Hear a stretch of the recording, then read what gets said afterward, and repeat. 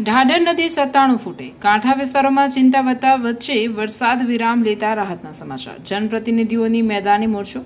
આમોદ તાલુકામાંથી પસાર થતી ઢાઢર નદીનું જળસ્તર 97 ફૂટ સુધી પહોંચતા કાંઠા વિસ્તારના ખેડૂતો અને ગ્રામજનોમાં ચિંતા વધવા લાગી છે। ઉપરવાસમાંથી પાણીની આવક ચાલુ હોવાથી નીચાણવાળા ખેતરોમાં પાણીની એન્ટ્રી શરૂ થઈ છે।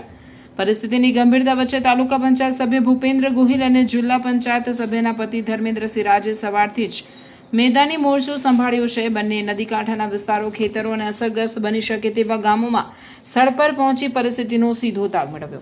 માત્ર કચેરીમાં બેસીને માહિતી મેળવવાને બદલે સીધા ગ્રાઉન્ડ ઝીરો પર પહોંચીને સ્થિતિનું નિરીક્ષણ કરવામાં આવ્યું। દાદાપુર, મહાપુરા સહિતના નીચાણવાળા વિસ્તારોમાં પાણી ક્યાં સુધી પહોંચ્યું છે, કયા ખેતરોમાં ભરાવો શરૂ થયો છે અને પાણીની આવક વધે તો કયા વિસ્તારોને અસર થઈ શકે છે તેની સ્થળ પર તપાસ કરવામાં આવી।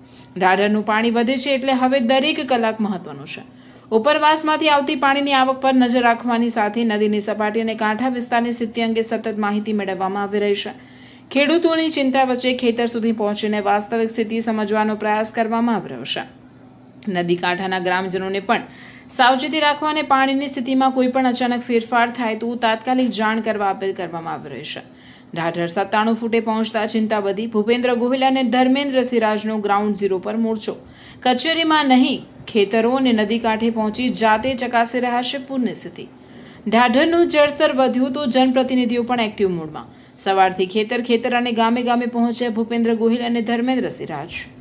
આજે ઢાઢરની પરિસ્થિતિ કાલ કરતાં 2-3 ફૂટ પાણી વધ્યું છે અને મહદ અંશે થોડું ઘણું નુકસાન નીચાણવાળા વિસ્તારોમાં છે। બાકી તો ઓવરઓલ પરિસ્થિતિ સારી છે।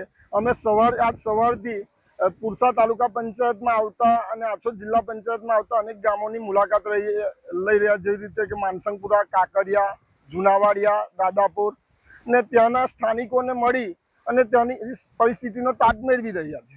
અમે અનેક ગામોમાં ફરીને આજે કાકરિયા અને માનસિંગપુરા ગામે આવેલા છે અને ત્યાં નીચાણવાળો જે વિસ્તાર છે એ ખેતરોમાં નુકસાન છે।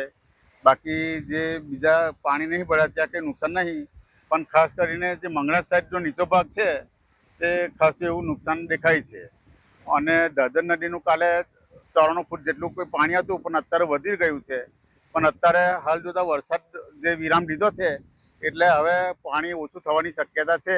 લગભગ આજ સાંજ સુધી કે કાલ સવાર સુધી પાણીનો પ્રવાહ ઓછો થાય એમ લાગે છે। જંબુસર તાલુકાનું મહાપુરા અને આમોદ તાલુકાનું કાંકરિયા, માનસિંગપુરા વચ્ચે જે બ્રિજ આવેલો છે તે અમારા ધારાસભ્યશ્રીએ સતત ગુજરાત સરકારની અંદર રજૂઆત કરી 25 કરોડ 19 લાખ રૂપિયા જેટલી માતબર રકમ મંજૂર કરાવેલી છે અને તે બ્રિજનું કામ ટૂંક સમયની અંદર જ હવે ચાલુ થશે, જેથી આ બ્રિજ કામ પૂર્ણ થવાથી બેઉ તાલુકાના જે છે એ લોકોને, ખેડૂતોને અને એ બેઉ તાલુકાને લાભદાયક થાય તેમ છે।